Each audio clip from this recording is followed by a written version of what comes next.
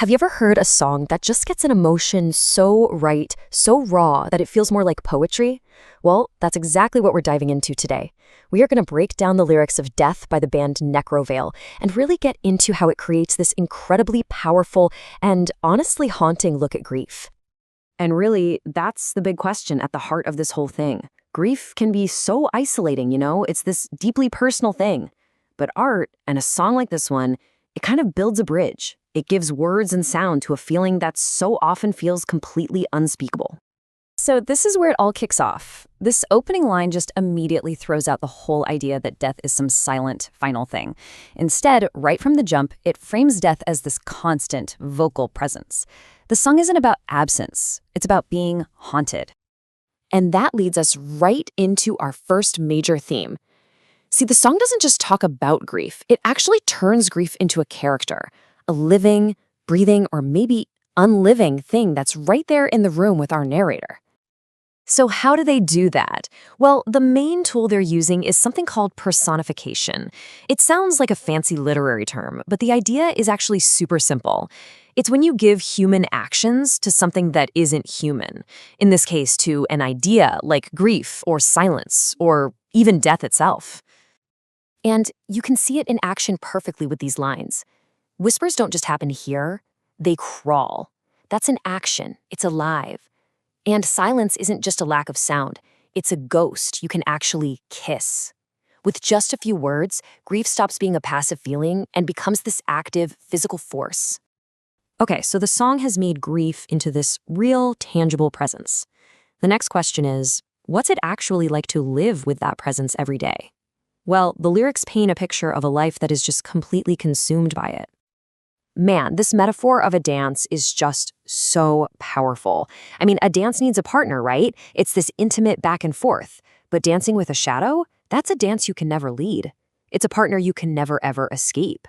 It's a trap. There is literally nowhere left to go. This line, wow, it's just devastatingly effective. Think about it. Breathing is the most basic sign that you're alive. But for the narrator, every single breath is turned into a ceremony for the dead. It means the very act of living is just a constant, painful reminder of loss. And to make that feeling even heavier, every light burns low.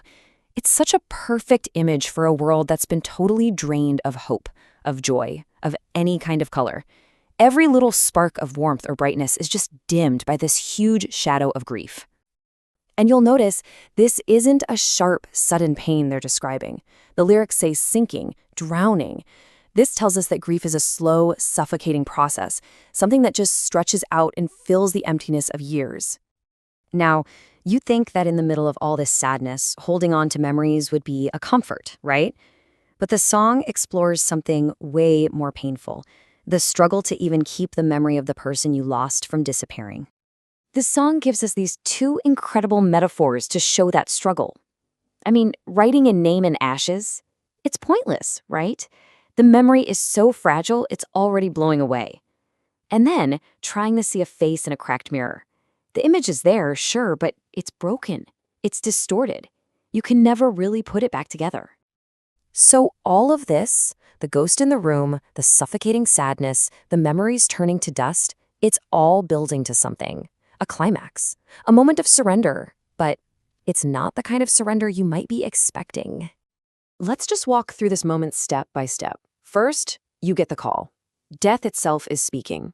Then the response, which is what we'd expect, just sorrow, tears.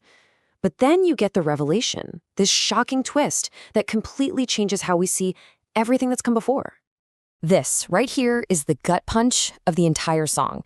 It's the most powerful and chilling line. The narrator has been haunted by this voice the whole time. And now, at the very end, the voice of death and the voice of the person they lost become the exact same thing. Is it a release? Is it a reunion? That ambiguity is what makes it so brilliant. And after that bombshell, what's left? Just this stark, cold finality. There's no bargaining, no big explanation. It's just this raw, helpless feeling of accepting an end that was made inevitable by a grief that just wouldn't let go. So you might be wondering, why would anyone want to listen to something so dark? Well, it's because art like this provides something called catharsis. By giving a voice to the absolute darkest parts of grief, it makes you feel seen. It validates how overwhelming loss can be, and in a way, it creates this shared space for that pain. And that leaves us with the final, haunting question the song puts on the table. In the deepest pit of grief, when loss has completely rewired your entire world, is the call of death just mistaken for the voice of the one person you can't live without? It's a heavy one to think about.